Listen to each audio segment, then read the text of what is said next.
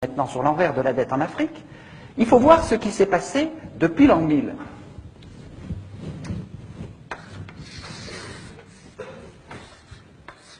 Je dessine brièvement l'Afrique. En l'an 1000, les Africains, ils naviguaient jusqu'en Chine. Il y avait de très grands États en Afrique. À la même époque, nous, en Europe, on clapotait péniblement dans la Méditerranée. Donc, en l'an 1000, les Africains, ils avaient l'économie de subsistance, ils avaient l'échange local, et ils accédaient à l'économie monde, à la macropolitique, à l'économie monde, etc. De même, il y a tout le travail d'Anta Diop sur l'influence, enfin, le rôle des civilisations africaines dans l'Égypte, etc. Donc, tout ce mépris que nous avons, et qui est au cœur de ces relations franco-africaines, ce mépris qui consiste à dire qu'il n'y a pas de créativité politique et culturelle en Afrique, est une absurdité totale. Seulement, qu'est-ce qui s'est passé par la suite?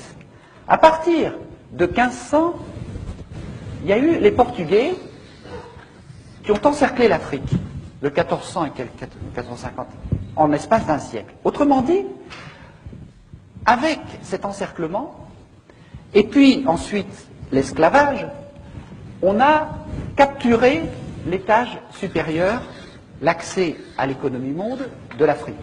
Ensuite, avec la colonisation, on a folklorisé l'étage intermédiaire. On l'a aliéné, l'étage de l'échange local. Et l'Afrique n'a réussi à survivre à ces 3 ou 4 siècles d'agression épouvantable qu'en se repliant sur le rez-de-chaussée du clan, de la famille, en hypertrophiant les solidarités de cet étage. Donc ça a été quelque chose de formidable pour l'Afrique, parce que quelque part, c'est ce qui lui a permis de survivre. Et ces solidarités-là sont très importantes. J'ai écrit tout un livre sur ce fonctionnement à partir de Braudel, et on s'aperçoit bien que, en permanence, c'est de là que tout repart. C'est là que sont les gènes des civilisations, c'est de là que les valeurs d'une société peuvent repartir. Qu'est-ce que c'est que conquérir l'indépendance? À partir de 1960, c'était pour les Africains reconstruire les étages qui avaient été détruits par la colonisation et l'esclavage. Et donc vous allez voir que tout ce que je vais vous expliquer maintenant de la France-Afrique, ça a été un jeu depuis 40 ans qui a consisté en permanence, par toutes sortes de moyens politiques, économiques, barbouzards ou idéologiques, de faire retomber en permanence l'Afrique dans ce niveau-là, en lui disant vous n'êtes pas capable de déployer des règles du jeu, qu'elles soient économiques, politiques, culturelles, à ce niveau-là, ni d'accéder à l'économie monde. Et donc c'est cela l'enjeu dont je vais débattre, dont je vais vous parler maintenant assez brièvement. Qu'est-ce que c'est que la France-Afrique? La France-Afrique, c'est ce qui a été mis en place en 1960, au moment où De Gaulle, à cause de la pression de l'histoire, a dû accorder l'indépendance aux pays d'Afrique. Il a à ce moment-là décrété une nouvelle légalité internationale, l'indépendance. Et en même temps, il a chargé son bras droit, Jacques Foccart, de faire exactement l'inverse. Pour 3 ou 4 raisons.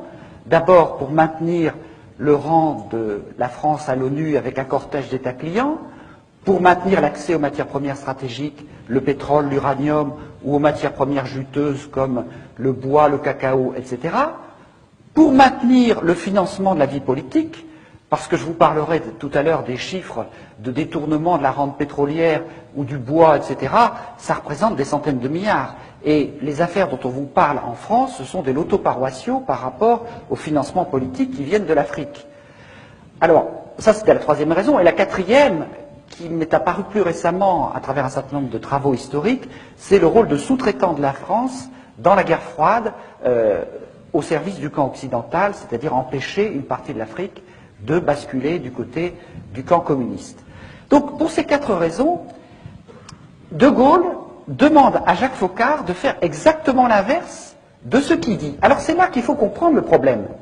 C'est que si on décrète une nouvelle légalité internationale, et qu'on fait exactement le contraire, ce qu'on fait est illégal, ne peut être fait que de manière occulte, cachée. Et c'est pour ça que toutes ces relations franco-africaines sont très majoritairement cachées aux yeux du public, parce qu'elles sont inavouables, puisque la nouvelle légalité, c'est l'indépendance. Autrement dit, la France-Afrique, c'est comme un iceberg.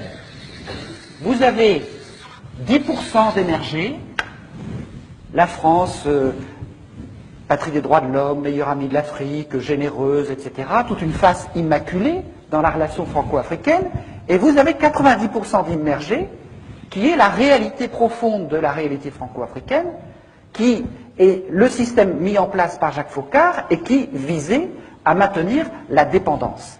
Quels étaient ces moyens inavouables? Je vais très vite parce que je voudrais ensuite passer à l'actualité et puis aux enjeux actuels. Quels étaient les moyens parallèles, illégaux, inavouables, de tenir cette relation franco-africaine? Le premier, ça a été de faire un grand ménage pour choisir des chefs d'État amis de la France, souvent d'ailleurs avec la nationalité française, parfois tout simplement des agents des services français comme Omar Bongo, qui vivent souvent en France d'ailleurs, tous ces gens-là. Donc on a choisi des proconsuls à la peau noire. On les a choisis comment? D'abord par une guerre civile épouvantable au Cameroun, qui a fait entre 100 000 et 400 000 morts, une guerre digne du Vietnam qui ne figure dans aucun manuel d'histoire.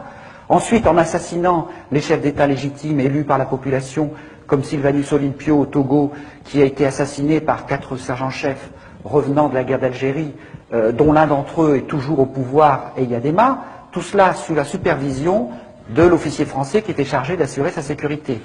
Barthélemy Boganda, par exemple, le centrafricain, est mort dans un accident d'avion suspect, donc on a fait un grand ménage.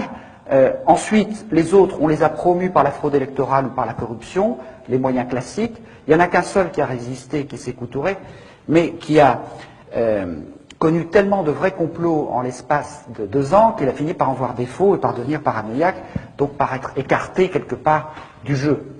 Donc, on a mis en place un certain nombre de chefs d'État amis et on a pu tenir ce système par un ensemble de mécanismes parallèles que je n'ai pas beaucoup le temps de décrire, mais sur lesquels on reviendra si vous voulez. C'est une présence mercenaire, mais ces mercenaires comme Bob Denard, c'était déjà des vrais faux mercenaires, puisque chaque fois qu'il avait un procès, l'ensemble des services secrets venait dire « Mais Monsieur Denard travaille pour nous. Ce n'est pas un mercenaire, c'est un corsaire de la République. » Donc on voit bien que c'était des moyens occultes qui en fait ne trompaient pas grand monde. Mais il y a d'autres moyens beaucoup plus subtils, beaucoup plus forts. C'est les entreprises faunées des services secrets français, notamment Elf, dont le Floch Prigent, l'ancien PDG, nous explique simplement que Elf, c'était le faux-nez des services secrets français, c'est-à-dire que les dizaines, les centaines de milliards prélevés sur le pétrole, entre le prix d'achat très faible et le prix de vente, et aussi avec les quantités de cargaisons non déclarées, une cargaison non déclarée,